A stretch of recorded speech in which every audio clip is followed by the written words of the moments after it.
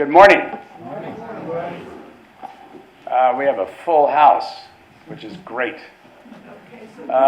This morning, as you all know, we're going to have a debate about H.R. 1, which is often called the Voting Rights Act of this year. We've got a couple of folding chairs over here, Sal. Sal, we've got a couple of chairs over here. Yeah. Oh, my goodness.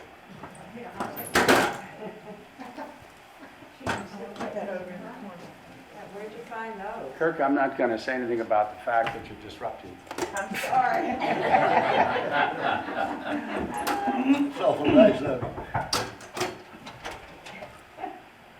I just wanted to say before we begin this discussion, I want to emphasize what the purpose is behind the debate. And I'll start by saying what it's not. It's not to determine which side wins. Okay? There will be in your minds, I suspect, winners and losers, but I further suspect you've all pretty much made up your minds. Okay? The purpose of this debate is to elevate all of our understanding of the issue. The winner will not be one of the teams. It'll be this group. If we come away from this session knowing more about the issues of voting and registration and mail-in ballots and all the rest of those things than we knew coming in.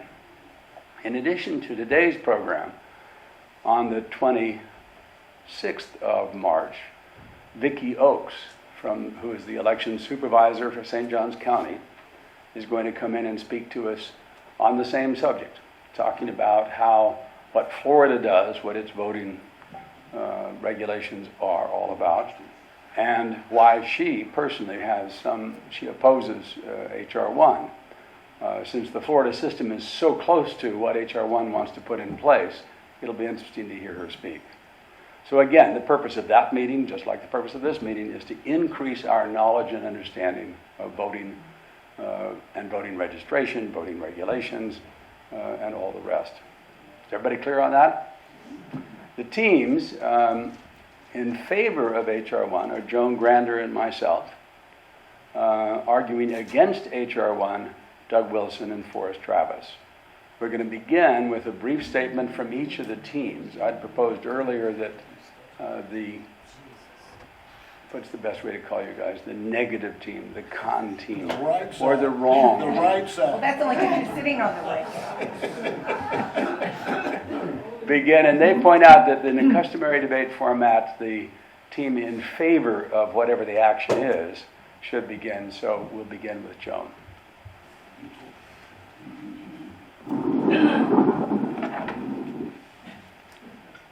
Can you hear me? Yes. Okay. Let's speak up. Let's speak up. Okay. I was asked to do this, and I'm a little intimidated by the people that are sitting next to me. However, I tried to come into this just thinking that I'm a normal person, a regular person. I'm not into current events and politics that much.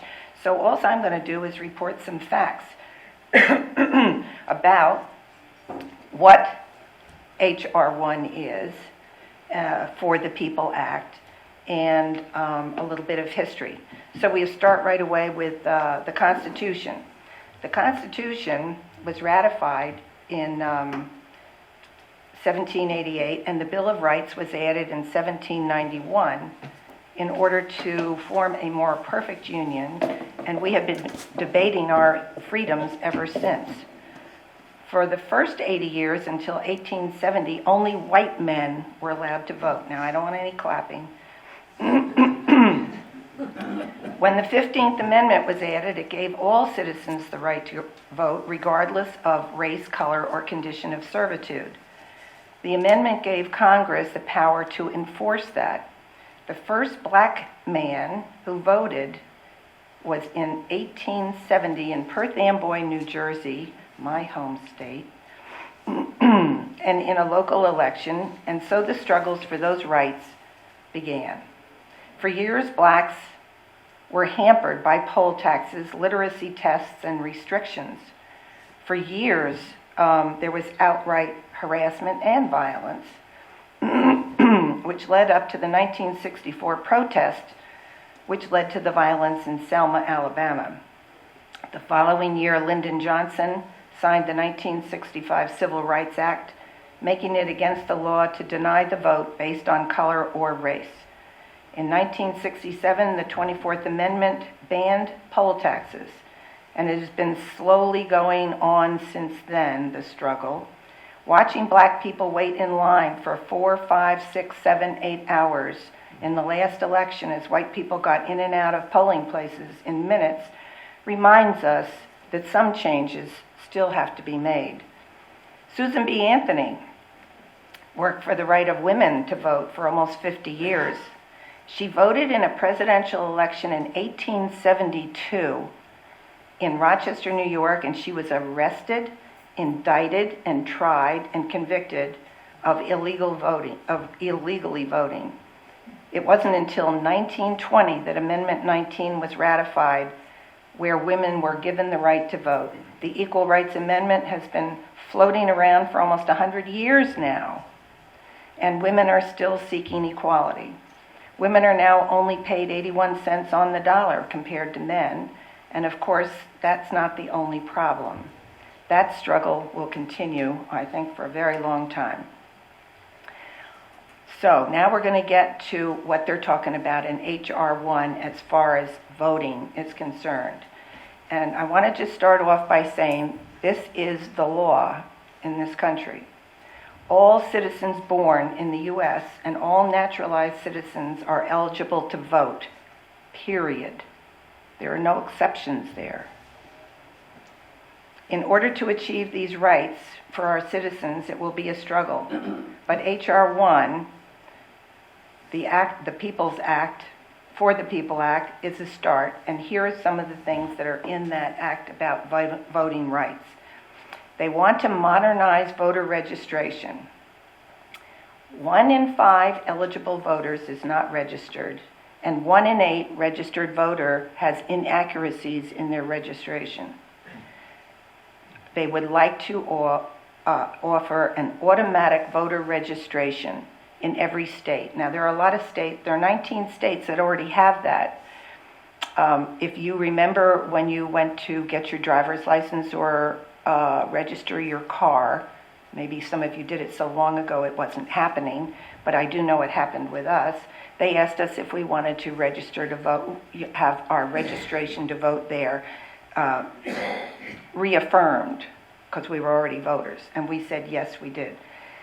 So now what they want to do is, if somebody goes into, everybody who's born should automatically, in the United States, should automatically be entered into a registry.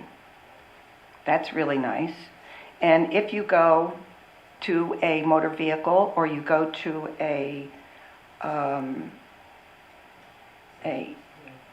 no, it's not, I didn't say Social Security, but that's probably true, to a university, a state university, or a social service agency, you will automatically be registered unless you opt out. I don't know why anybody would do that. This would create a tremendous cost saving, better accuracy, less complaints, and reduced need for provisional ballots down the line. The concept is that voting registration should be automatically given versus applied for. Makes a lot of sense to me. The next provision would say that there would be same-day and online registration.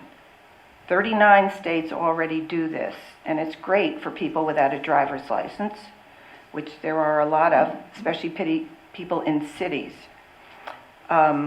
There will be protection against flawed purges. During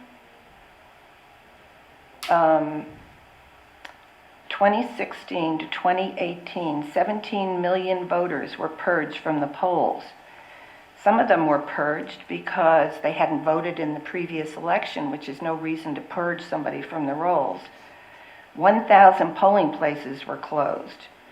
And sometimes these people who were removed didn't know it, and they went to the polls to vote, and it causes confusion, and it actually will make a person not want to come and vote again if they're not registered when they show up. They want to restore the Voting Rights Act of 1965, and I'm not going to go into that too much right now, except to say that there was a case called Shelby County, Alabama versus Eric Holder in 2013, and whereas every state has the right to make their own voting rules, the federal government always had the right to make sure that there was some sort of an oversight. But because there was a lawsuit, the Supreme Court said that they really didn't have a right to do any of that anymore because all of their information was old and very not up to date and flawed. So that then allowed all this purging, all the closing of polling places, and so there's not been a continuity state by state in how our voting rights are being observed. So restoring the Voting Rights Act of 1965 would be very major. They want to restore the voting rights of people who've had prior convictions. And apparently 3.2 million people are no longer incarcerated but living in communities, and they would be able to return to full citizenship. Some states also allow incarcerated people to vote. In 2018, 65% of the voters in Florida passed a ballot initiative restoring rights to 1.4 million residents, but they put conditions on it, conditions that force them to have to pay criminal justice fees and fines, and maybe when you get out of jail, how can you do that? In 18 states, voting rights have been restored to a segment of the population, but there's no continuity to any of these rules. So this would take care of that. I thought it was also interesting that 1.4 million of these people are residents of Florida. They want to strengthen the mail voting system. 31 states allow mail balloting without an excuse. You don't have to be sick, or you don't have to be out of town or in the hospital. 1/4 of the voters in the last election used mail-in ballots, and that was of the 66.7% people who voted in this country. And some states you had to request the ballot, and some states actually mailed them to every single voter. So strengthening and having a continuity is what I think it's all about. They want to institute nationwide early voting because it's sporadic all over the country, and sometimes it's sporadic because they don't want neighborhoods or people to be able to vote. It's very obvious. They might say that's not true, but that is true.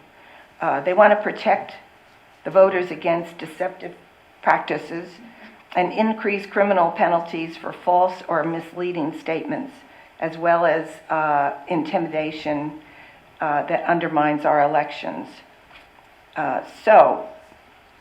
Winding up, it looks like around the country we have a lot of things that are being practiced very well. So we would call that best practices. And it seems like best practices from around the country should be used in a state where they're not here or there, but everywhere, so that all eligible voters have a chance to participate in fair and non-discriminatory elections. And that's pretty much what's in H.R. 1 about voting. And there's no doubt that I believe that this is a good idea, because our government, I know they give the right to the states for something. States' rights have a lot to do with it. States' rights certainly could continue running our elections. However, they should all be run on in a fair and similar manner, and that's what I think needs to happen. So I'm going to turn this over to Bob Hart, and thank you very much for listening. Excellent. I'll be brief on this, just a couple of points. On the Shelby County case, the court held that the basic intention of the law, the intent of the law was fine, but that the method, back up, part of the 65 Act was to say certain states have been very discriminatory, and those states, largely the southern states, we're going to force to come to us if they want to change anything in their voting practices. And in other words, they have to have pre-clearance to change their laws. And the purpose of that pre-clearance was to prevent them from doing something discriminatory. Okay? And what the Shelby decision said is the method of calculating which states were covered by that pre-clearance requirement was outdated. And so they struck it down.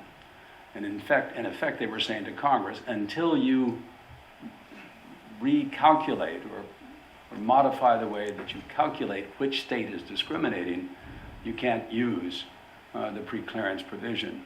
The day after Shelby was decided, several states, particularly Texas, I think Virginia, other states, immediately passed what would have been called discriminatory acts. And they've continued to do so since 2013, since Shelby was decided. And they've done so with impunity because the pre-clearance provision no longer applies. By restoring that act, what Joan is talking about is we come up with a correct way to calculate appropriate coverage, okay? And that's what H.R. 1 does. That's one thing I'd say. The second thing I'd say, just generally speaking, there's a reason for H.R. 1. You take Shelby County, you take Citizens United on finance, and you take all of the actions that have been taking place at state levels in response to the allegation of fraud. Fraud in 2016, President Trump held that he won, but he would have won by a landslide if not for those illegal immigrants who voted in California. And we have to do something about that. Continuously over the last 4 years, allegations of fraud, particularly then at the 2020 election. The allegation of fraud was so great that hundreds of pieces of legislation, 250 in fact, have been introduced by the states to change their election provisions to make it more difficult to vote. H.R. 1 is a response to that. With that, I'm going to turn it over to the team against H.R. 1 for their opening statements. Thank you very much, Bob. Both of you. Our team is going to lead off with Doug talking about the... Y'all need to get closer to the microphone. The mic, all of you. Yeah. Make sure it's turned on. It is. Our team is going to lead off with Doug Wilson making a presentation about the constitutionality of this attempt to change the law. Okay. First, I appreciate Joan's summary of the Constitution, but I do want to make a few additions. First, with respect to elections, that is specifically covered in Article 1, Section 4, where the states have the primary responsibility for determining election rules. Now, there is one great big exception, and that would be the 14th and 15th Amendment. 14th Amendment, equal protection under the law, and the 15th Amendment was banning discrimination, which Joan had mentioned previously. So that, the racial discrimination or the lack of equal protection of the law, that would be the factual foundation for the federal government being able to pass legislation that would override state laws. In addition to that, the federal government and Congress does have the power to enforce state laws that for one reason or another are not being enforced, and also to inflict criminal penalties where appropriate. And I guess I'm going to leave it there with respect to the constitutionality. Thank you. I guess also, These mics pull out of that. yeah, Just open. I'm going to comment on limiting the issues we're going to address here. Yeah. While Forrest is trying to sort out how to use his mic, let me point out that what Doug just said is correct except for the places where it's wrong. Article 1, Section 4, which was passed long before the 14th and 15th Amendments, it was part of the original Constitution, says, and I quote verbatim, it's only 4 lines long, "The times, places, and manner of holding elections for senators and representatives shall be prescribed in each state by the legislature thereof." Clear as a bell, right? "But the Congress may at any time by law make or alter such regulations." That's been in place since the day the Constitution was signed. Didn't take an amendment, it's the fact. Except for the places of choosing senators, spelled CHUSING. Okay, thank you, Bob.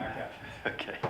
Moving forward here, Forrest and I were going to limit our comments here basically to just 3 issues. The entire bill is 791 pages, and so we thought some editing was appropriate. Those 3 issues would be voter registration, voter ID, and third, mail voting. I'm going to stand up if you don't mind so I can see the people in the back of the room that are throwing tomatoes. You wouldn't want to miss. And I'll try not to, I want to use a Ronald Reagan quote, but I think it's humorous, and I love humor. But you'll relate to this from the Reagan-Mondale presidential campaign, in which Reagan beat him in 49 states. But he said, in a debate situation like this, he said, "I'll try not to take advantage of the youth and inexperience of my opponents."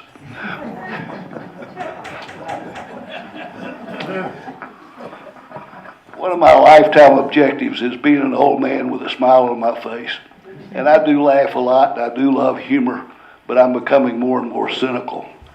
And one thing that makes me absolutely crazy is the idea of naming conventions primarily in Democratic bills. This bill, Bob referred to it as the Voting Rights Act of 2021. From my standpoint, the name they put on it was the name they put on it, not me, about H.R. 1, the For the People Act 2021. Well, from my perspective, that's just absolutely fallacious, because they then turn around and tell you in 30 different points where they're going to federalize almost everything in the whole arena of this particular act. And I think they'd be a lot more appropriate or honest if they said this is something from Nancy's House of Horrors. And I really feel that way in a lot of ways, because I think of an old expression I've heard about, and you probably have heard it, but I'll remind you if you haven't. But the story about a frog and how you boil a frog. And you simply put a frog in a boiler, and he's happy in his water, and he doesn't have to jump out, and it's comfortable, no big deal. And then you turn up the heat, and he thinks, oh, that feels pretty good. And he keeps feeling that way, and after a while, he can't move, and he can't jump out because he's boiling him. I feel that has happened in my lifetime to American citizens of all parties, Democratic and Republicans, and anybody else, whether they're registered independent or otherwise. And I feel like the loss of freedom in this country is a severe and ongoing and troubling issue in my life, and I don't like it. And I hope you don't like it. It's interesting to me that we've all chosen Ponte Vedra as our home.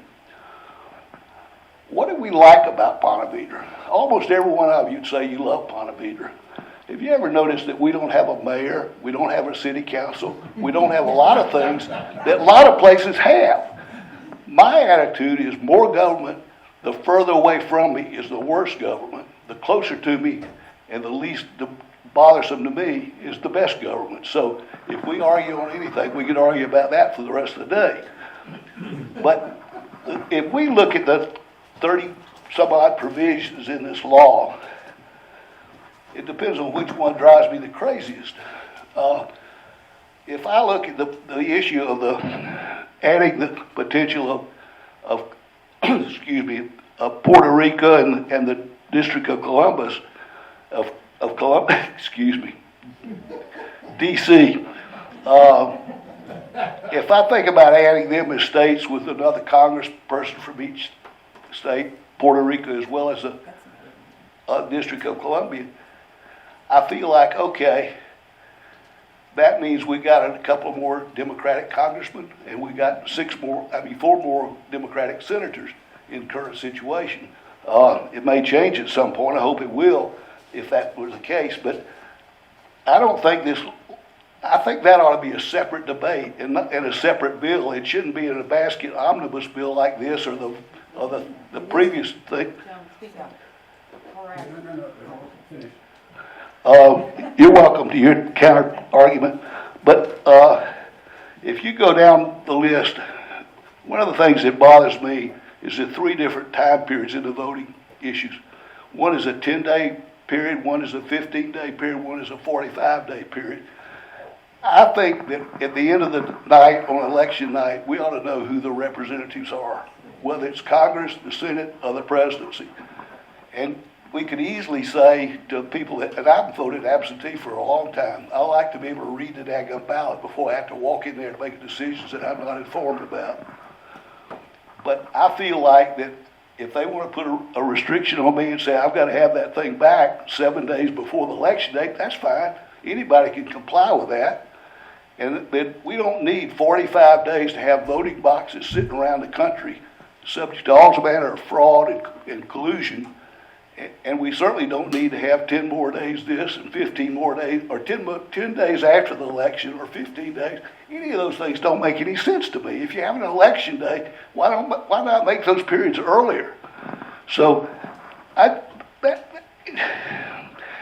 this thing says you can't have any state ID laws. You know, if you're going to cash a check by somebody that doesn't know you, they want a copy of your license. Almost anything you do nowadays, you have to show them your license. Why shouldn't somebody have to identify themselves if they're voting? This law says that you can be illegal and vote. There's something bothersome about that. There are lawyers in the room. I don't know how lawyers feel about making a law that says illegal is okay. But I'm obviously very emotional about this thing.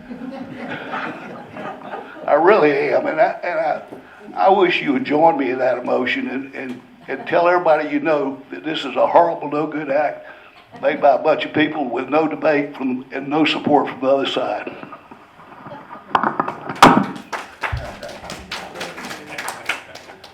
I think you should applaud.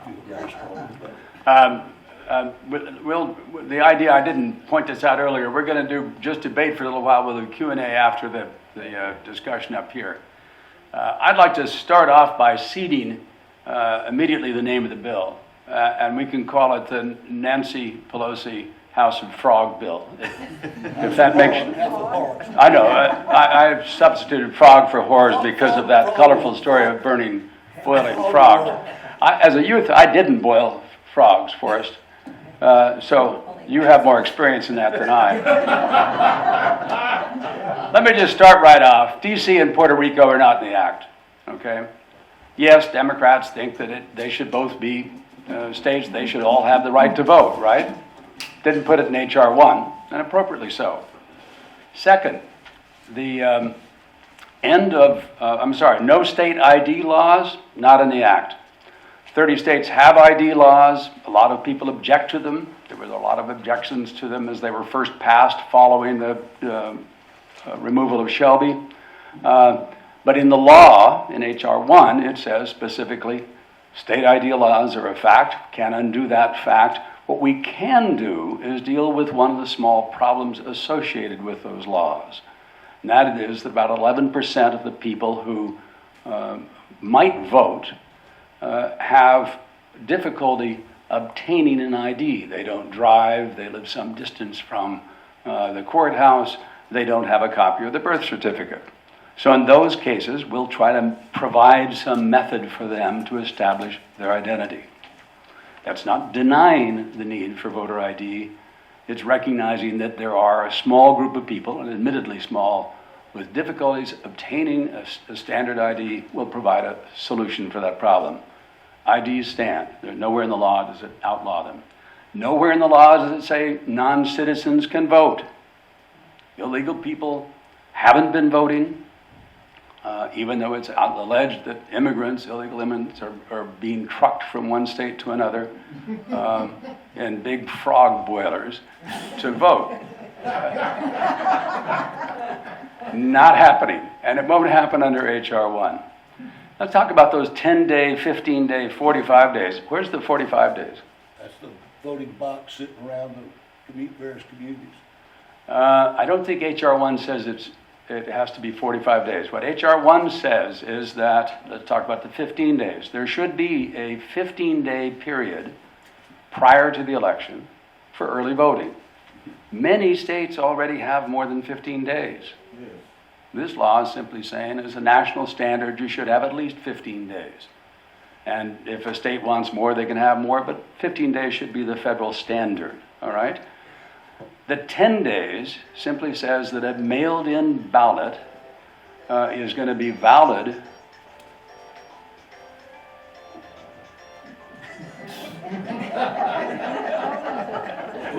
It's a Republican plot.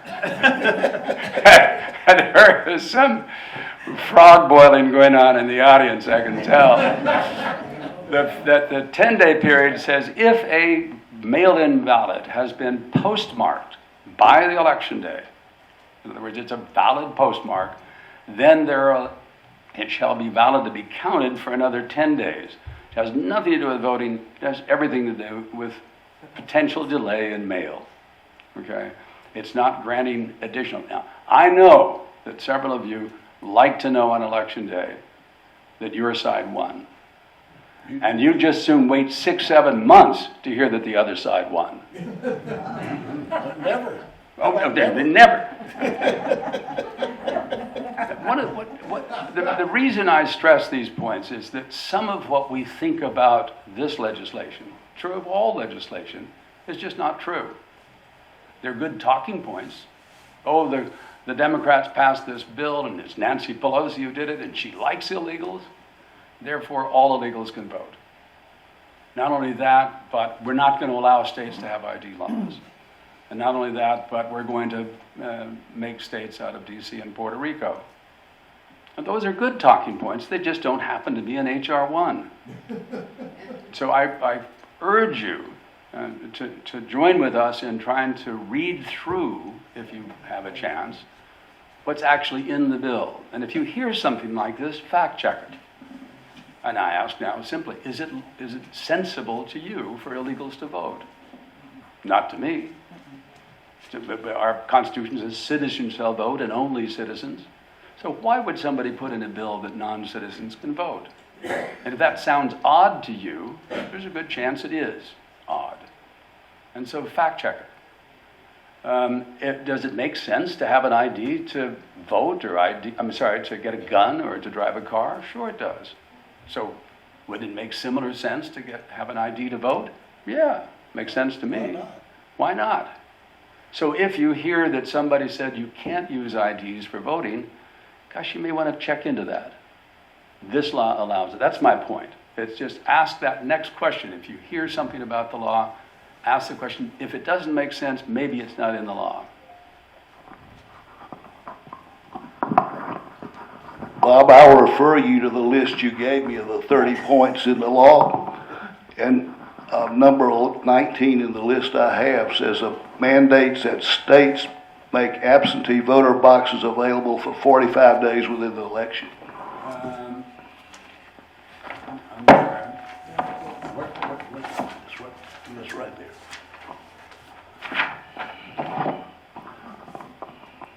Again, that's because I gave you guys the wrong list. Doesn't surprise me.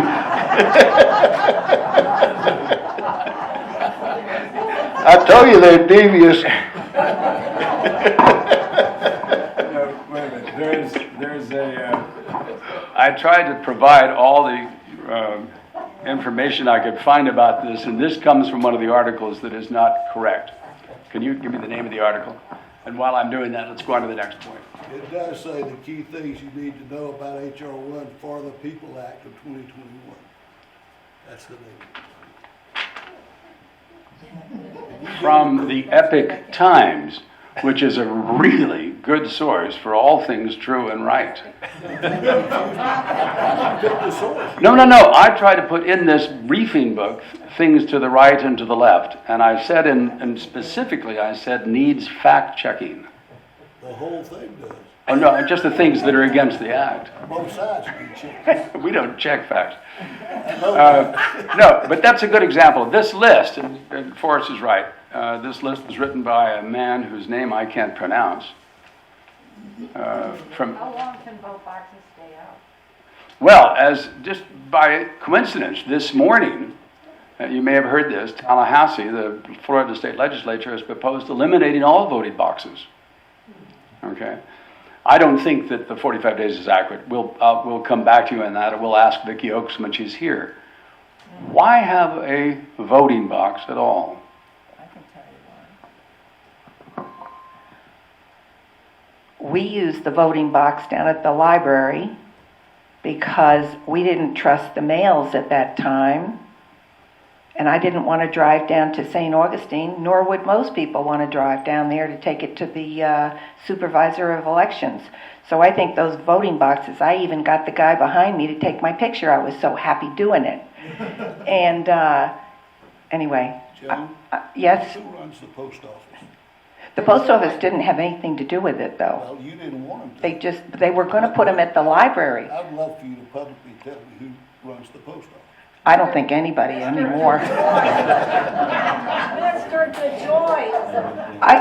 I must say that I find the way they are trying to run elections, the boilers over here, is very much the way the coronavirus was handled, and you have to have some kind of oversight and rules that apply to everybody, otherwise it's chaos.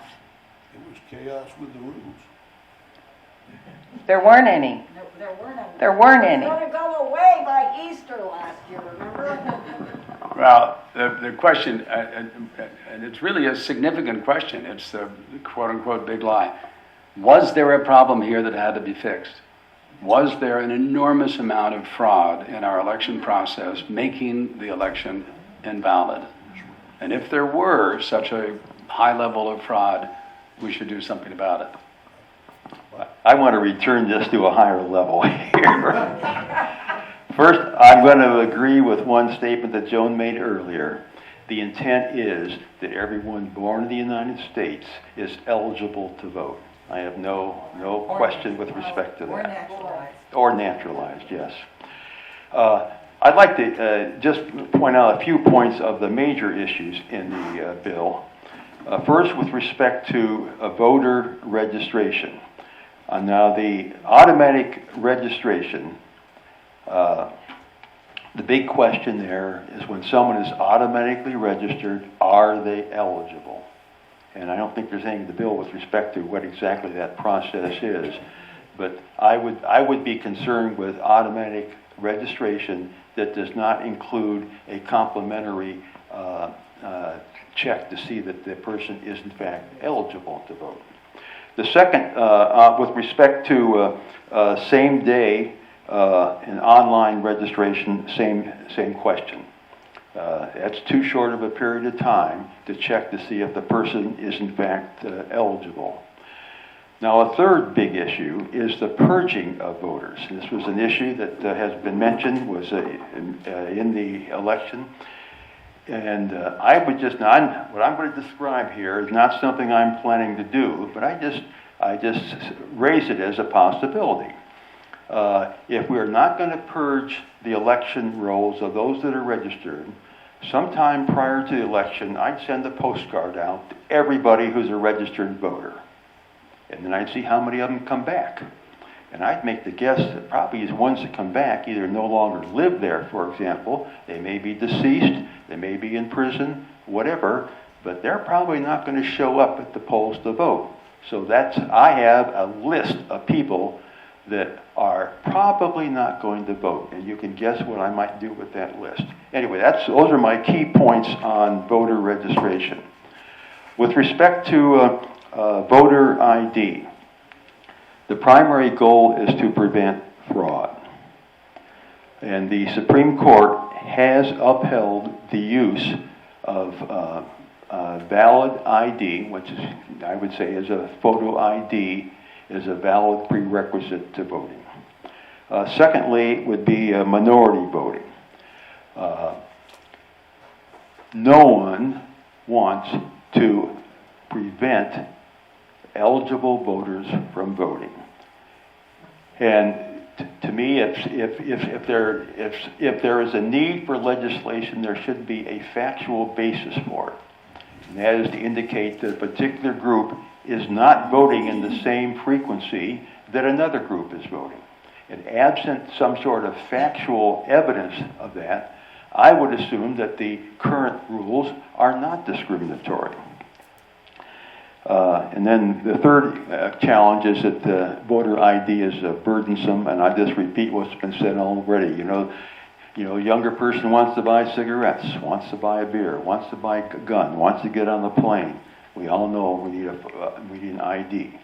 And I guess with this, I'm getting to a personal opinion here, but with respect to voting, I look at there's basically two elements of it. One is preparing yourself to be a knowledgeable voter, and two is actually making the effort to vote. Now, with respect to the first one, I'm willing to go on the honor system. I'm just saying that, to me, that would be my expectation, but I'm not going to get into trying to check that. But the second one is it does take a little bit of an effort to vote, whether it's by absentee or otherwise. And then the third category I wanted to make some comments on is on the mail in voting. First, absentee voting has been a part of our voting process for a long time. Virtually every state does it. I think in Florida, they've got the system down so that with all the news about this past election, I didn't see anything about Florida, so I felt pretty good about living here on that.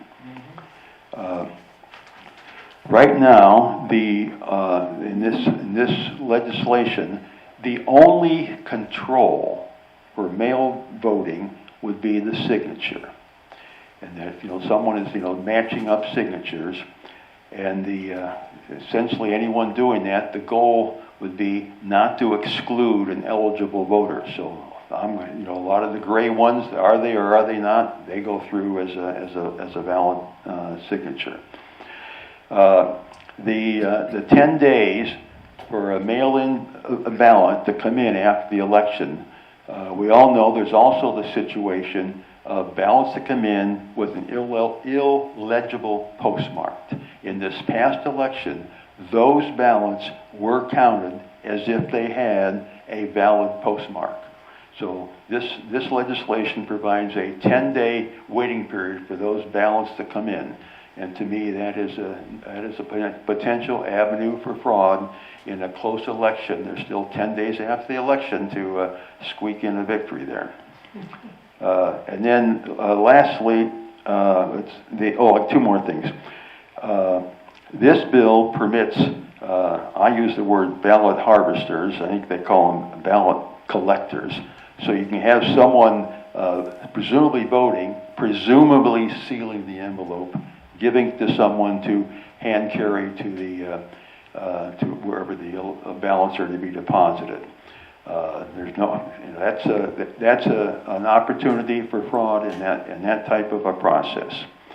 And lastly, the using of Social Security numbers to identify yourself is limited to the last 4 digits. And with that limitation, it's not possible to check to see if a Social Security number is in fact a valid person. And that's all the comments I've got. Can I make one comment? I am guilty. There were quite a few people who live here at Vickers who don't drive anymore, and I did harvest their ballots and take it to the box. You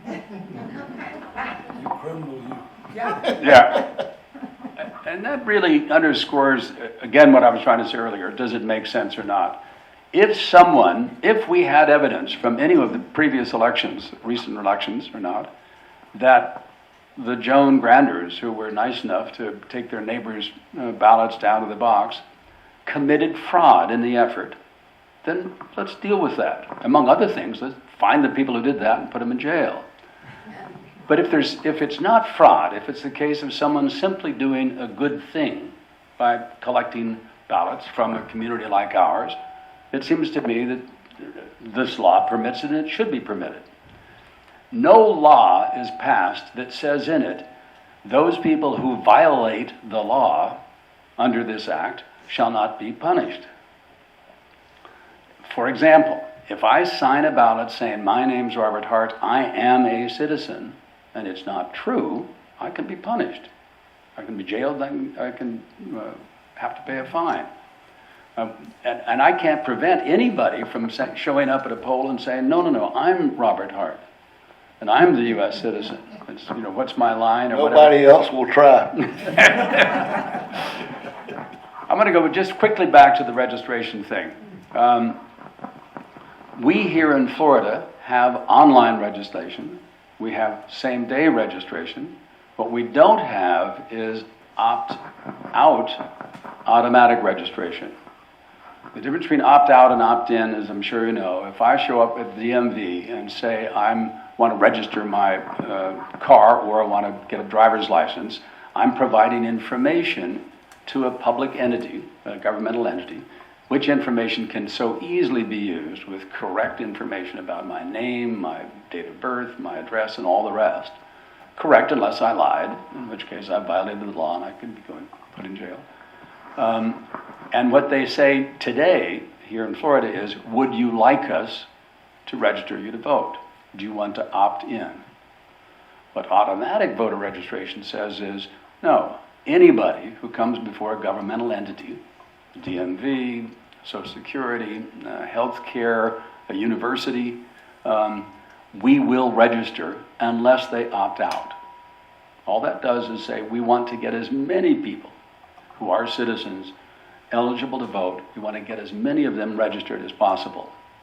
At first, I was nervous about the whole process of registration. Why do that? And the answer is pretty simple, because there is a way to check the validity of votes by putting a picture, copying a picture of the person, their ID, with the ballot, which is what we're required to do, as you all know.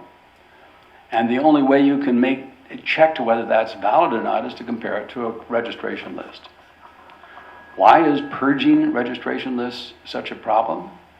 Because when we purge, we sometimes purge people just because they didn't vote one time, or because nobody seems to know them, or because we think they may not be a citizen. I'm not sure there's a problem with people being on that list who never show up to vote.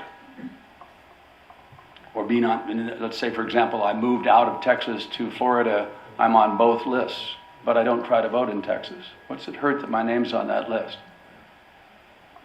You could. Well, I could in fact vote in both places, and that's what's called against the law. And I can be arrested, and I can put in jail, and I can pay a fine. There are a lot of laws and not many sheriffs. Well, Forrest, you may know more about that than I do. I doubt it. We have, first of all, any more comments from the floor? I would love to comment on one thing you said, Bob, that I found some issue with. Is one, you said, is there any evidence of fraud or manipulation, or however you described it, in the last presidential election? And I think there are a couple of examples, and one I'm more familiar with than the other. But one of them in Pennsylvania, where they had a state law mandating a certain method, and they set it aside without going back through the legislature, which is required by the Pennsylvania Constitution. And the court, the Supreme Court, looked at that case, and they rejected it because it said it would have no impact. I think that's a poor standard from the court standpoint. I think they should have answered it as it relates to that issue, whether it affected the election or not. And there's some other issues in Nevada about the numbers of ballots that were distributed, the manner of distribution, but I don't know a whole lot about that one. But both those are both issues where I think there is some evidence of fraud. My question there is it evidence of fraud that in a state, the state Board of Elections took actions to change the method of voting without going through the legislature to ratify that change. Is that fraud? Or would fraud be when the wrong people vote or they vote more than once as a result of the action taken? I would say it's the latter. Because the reason those, all around the country, those the election supervisors changed the rules was COVID. And what they were primarily trying to do is say, we've got to adapt to the new reality and make it as easy as possible for people to vote. So we'll lengthen the time for them to stand in line, we'll provide for earlier ballot voting. All of those measures were taken at the time. Now, if any one of those measures produced fraud, if people took advantage of that change to vote twice or vote improperly, that's fraud. But making the change to accommodate a community to a COVID, I don't see as fraud. I didn't call it fraud. I said it wasn't in compliance with the law. But I do think, Bob, if you look at that type issue, those are meaningful issues.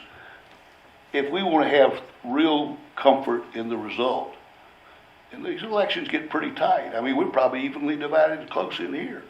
And we're pretty common, there's a lot of commonality in this group, and probably lots of agreement. But I do think that if we're going to have a standard, we ought to comply with the standard. And we didn't. You know, I didn't say it's fraud, but it certainly wasn't the law. I just think we all ought to think to the future as well. If we all pay our bills online, I don't know why we can't vote online. You made a And you would know on that night. You made a mention of COVID. I guess what my concern is that a lot of the changes that were made with respect to this past election attributable to COVID were in some cases made without the proper controls. And I guess the concern is under this legislation, have those proper controls been developed? And right now, that's a responsibility of each individual state. And I don't have trust that all those controls have in fact been developed. One of the provisions of H.R. 1 is to strengthen the FEC, as you know. Strengthen.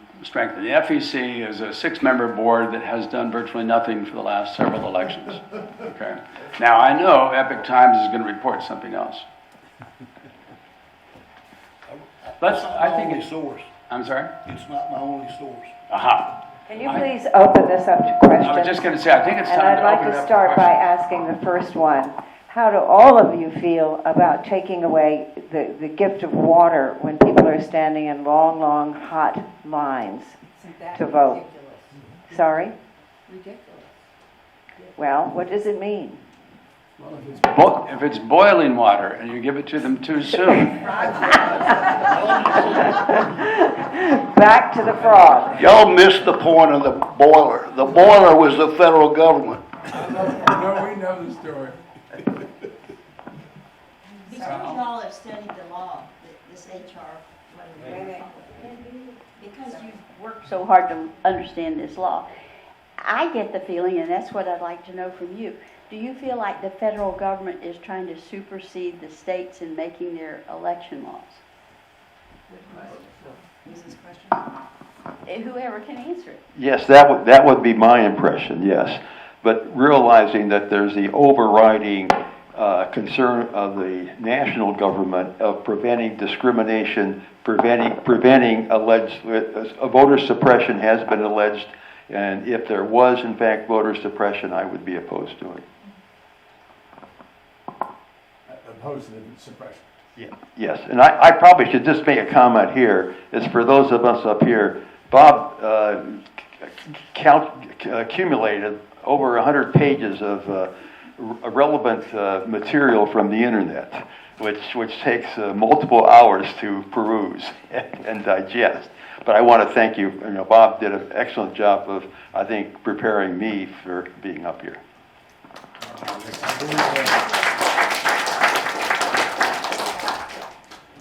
We've got 2 more questions, and while we're going over there with the mic, let me just try to answer Carol's question. Certainly, the federal government is stepping in here, and what they're trying to do is say, in a whole variety of ways, because the law deals with finance, the law deals with gerrymandering, the law deals with ethics standards, as well as these voting issues we've talked about. But what they're trying to say is, let's make uniform several aspects of this process. And that uniformity can be literally, and I totally agree with Forrest, we have to be careful of changes that occur gradually, and at the end of a gradual series of changes, we just don't recognize who we are anymore. I think we really have to be conscious of that, and I respect that analogy. I wonder about that in my own life. As I waded through the 185 pages, I didn't get all the way through it, but what struck me is that it's geared to Republican and Democratic parties. It's referred to time and time again. It seems to me it could possibly be restrictive in terms of another party. And I'm not so sure our forefathers envisioned Republicans, Democrats. In fact, I think one of them didn't even exist at the time the Constitution was written. So it seems to me that they're gearing in, and that's going to be, for the future, the only two parties that you can join. You guys want to respond to that? I personally would welcome multiple parties because I don't like a two-party system either. I think there's something to be said for unicameral legislatures where you have no party because I think there's more commonality than is apparent in the current system. Yeah, I guess I think that there's value out of adversarial conversations, especially if you have a common goal of coming to an agreement as opposed to just making each other right and wrong. And there's too much of that right and wrong stuff going on today. I think it's really too bad that so much of our system has embedded two parties. You look at the efforts to start a third party in this country, and they've been going on for 150, 200 years. They all fail, and it's sad they do. Because they're good people trying to organize those parties, from Theodore Roosevelt to the mayor of New York, I forget which one it was now. Just very hard to do the way we're organized. Don? Going back to the arrangement of elections, some of you at least might remember Cook County back in the 40s, 50s, 60s. Just before the election day, the party people would be going around town with the saying, vote early and vote often. But the point, my real point is, we've got a situation here where the parties become the problem. And the parties have positions, and they want to do everything in the election process that enhances their position. Whereas if the federal government sets up a uniform situation across the board, you have a commonality, good, bad, or indifferent, but it's everybody's doing things the same way. And that's what we don't have now. And we don't have the parties playing with the system in order to get an advantage in this little location, that little location, that it will ultimately get them an advantage over the whole system. Yeah, I certainly Agree with that, Don. One of the things that in an article from National Geographic, of all sources, and a great source really, writes, it's the title of the article is "Voter Fraud Used to be Rampant, Now It's an Anomaly." During the 19th and early 20th centuries, powerful networks known as political machines typically controlled local votes through cronyism, bribes, and an ability to get out the vote, consolidating political, social, and financial power in the hands of a few. That everything we talk about today as a problem, we should examine in comparison with what used to be. Our elections now are phenomenally fair and balanced and well run compared to what they used to be. Charlie? You mentioned the word power, which we seem to be hearing more and more every day, whether it's what you look at on television or what newspaper you read. That the reason to do something by one party or another is all about power. I believe this, and I think history will bear it out that one party or one group of people will take a certain path and move further and further, getting more and more power, until we reach a point that says, enough. And at that point, another group of people who feel that what's going on is bad and we want the power. And then we take whatever effort is to do it. So it goes back and forth, and this is a way of life. Joan, respond to that, and I'll say something to it. I think that we should look at what we call our country, the United States. We are not united when it comes to politics, but on certain things, we certainly should be. The good of our citizens is what it's really all about. So you can go back and forth all you want, but it's the citizenry that politics should be working for.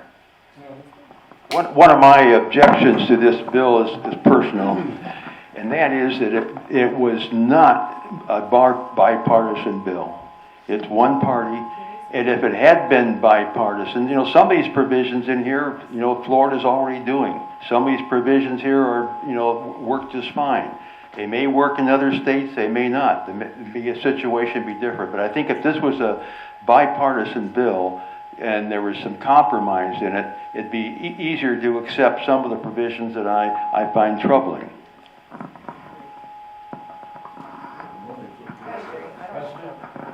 Yeah, I think regarding this issue of power, which I think that's what it's all about, we'll get a pretty good indication of how the country, citizens, whatever you want to call it, think at the next election. Not the presidential election, but the one coming up that will determine the House of Representatives, Senate, and so on. And we'll get a pretty good indication of how the people, whoever they are, feel. Forrest, do you want to respond to that or make a closing comment? We're going to have to stop the questions now because we're out of time. But Forrest, do you have a... Just one more question here, please.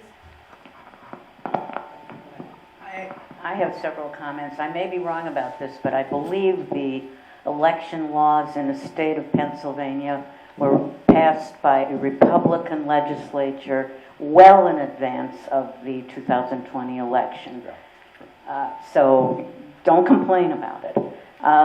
Number two, I find it ironic that former President Trump voted by absentee ballot in the Palm Beach election this past Tuesday, where he was residing in Mar-a-Lago, which I believe is in Palm Beach.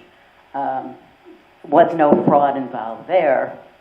And number three, I'm very concerned about the voter suppression laws in all the states around the country. There's one that's very, very scary in the state of Arizona.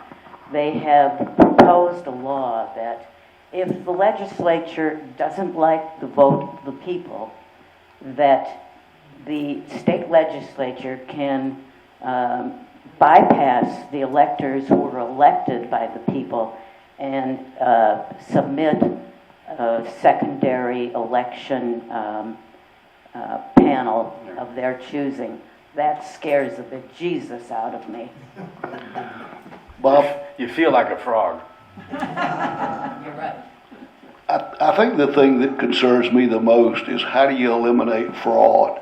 And I believe that if we could get the people that affect our lives closer to us and less distance, the better off we are. And I think sending more power to the federal government in Washington, D.C., and then limiting any opposition to that law to one district court in the District of Columbia is absolutely insane. With that, I'm going to say, first of all, to fellow panelists, to Doug Wilson and Forrest Travis and Joan Granter, they didn't have a lot of notice. You've done a great job. Thank you very much.